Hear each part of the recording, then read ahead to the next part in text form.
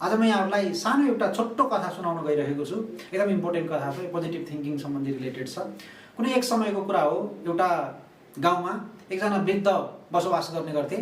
करिब उनी 70 वर्षतिरको थिए र उनलाई त्यो गाउँमा उनको आइडेन्टिटी भनेको दुखी बुढाको आइडेन्टिटी बनेको थियो। उनको नामै दुखी बुढा, उनको नामै पुरै दुखी बुढा। र उनको एक्टिभिटिज चाहिँ कस्तो रहन्थ्यो भने उनी जहिले पनि जुनसुकै विषयमा पनि कम्प्लेन मात्रै गर्ने, हरेक हिसाबमा। उनी आफ्नो हाइटको विषयमा, वेटको विषयमा, आफ्नो घरको विषयमा, आफ्नो परिवारको विषयमा लगायत उनीसँग भएका यावत कुराहरूको विषयमा जहिले पनि कम्प्लेन गर्ने अथवा हर कुराको नकारात्मक चिजहरू मात्रै निकाल्ने र त्यो विषयमा कुराकानी गर्ने गर्थे। अथवा आफ्नो दुःख ज्यादा जस्तो आफूलाई दुखी बनाएर अरूसँग प्रस्तुत गर्ने काम गर्थे।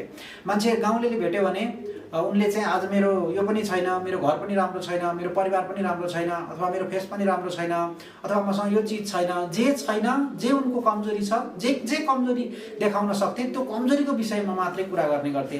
र त्यो कमजोरी देखाएर भगवानलाई गाली गर्ने, भगवानले यस्तो गरे, भगवानले मलाई यो दिएनन्, त्यो दिएनन्, यस्तो भएन, फलानाको यो छ, मेरो छैन, यस्तो कुराहरू गर्ने। त्यो गर्दा गर्दा गाउँलेहरू के भने उनीसँग टाढा रहन पाए पनि हुन्थ्यो। उनको नजिक जाँदाखेरि चाहिँ ज्यादाभन्दा ज्यादा कम्प्लेन सुन्नु पर्ने भएको हुनाले, उनीहरूको दिमाग एकदमै खराब हुने भएको हुनाले त्यो बुढासँग चाहिँ नजिक नपर्न पाए हुन्थ्यो भन्ने खालको प्रायः गाउँलेहरूको सोचाइ रहन्थ्यो। र त्यो फेरि पनि अघि जस्तै त्यो सबै गाउँलेहरूले त्यो बुढाको नाम चाहिँ दुखी बुढा भनेर राखिदिएका थिए।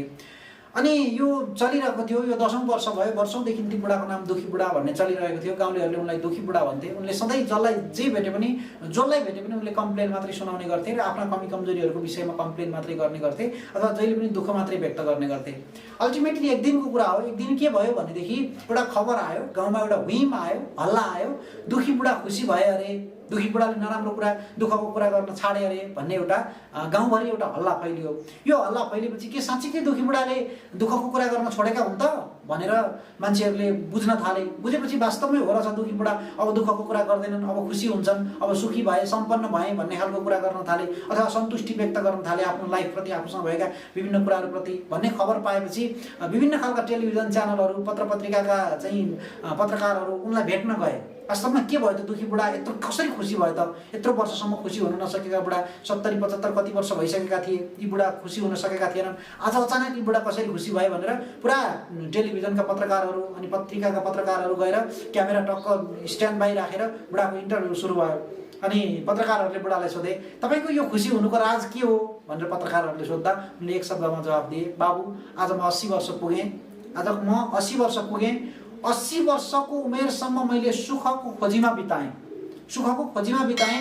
खोज्दा खोज्दा खोज्दा यस्तो गर्दा सुख होला कि, यस्तो गर्दा सुख होला कि, यो लिँदा सुख होला कि, यो किन्दा सुख होला कि, अथवा यस्तो घर बनाउँदा खुसी होला कि, सारा कुराहरू मैले खुसी, यत्रो मैले 80 वर्षको उमेर चाहिँ मैले खुसीको लागि अथवा खुसीको खोजीमा बिताएँ। तर 80 वर्ष पुग्दासम्म मैले भने जस्तो खुसी पाइनँ। त्यो कारणले गर्दा म चाहिँ आज 80 वर्षको उमेरदेखि चाहिँ जे छ त्यसैमा कम्प्लिटली खुसी रहेर म बाँकी जीवन व्यतीत गर्न चाहन्छु। अब जे छ त्यसैमा म खुसी रहन चाहन्छु भनेर बुढा मान्छेले आफ्नो विचार व्यक्त गर्नुभएको थियो। त्यस्तै गरी हामीहरूलाई पनि खुसी हुनका लागि यही चिज चाहिन्छ, यति नै चाहिन्छ, यो समय आउनुपर्छ भन्ने केही पनि छैन। हामी जे छ, जुन परिस्थिति छ, जुन परिवेश छ, जुन ठाउँ छ, त्यसमा हामी खुसी र सन्तुष्ट रहन सकिन्छ। हामीहरू पनि कुनै पनि किसिमको खुसी बन्नका लागि कुनै पनि किसिमको बाहना, कुनै पनि किसिमको सामान अथवा सम्पत्ति केही पनि नखोजेर अटोमेटिक रूपमा जुन पोजिसनमा छौँ त्यही पोजिसनमा खुसी रहौँ, सुखी रहौँ, शान्त रहौँ भन्ने यो कथाको सन्देश हुन्छ। हस्, धन्यवाद, नमस्कार।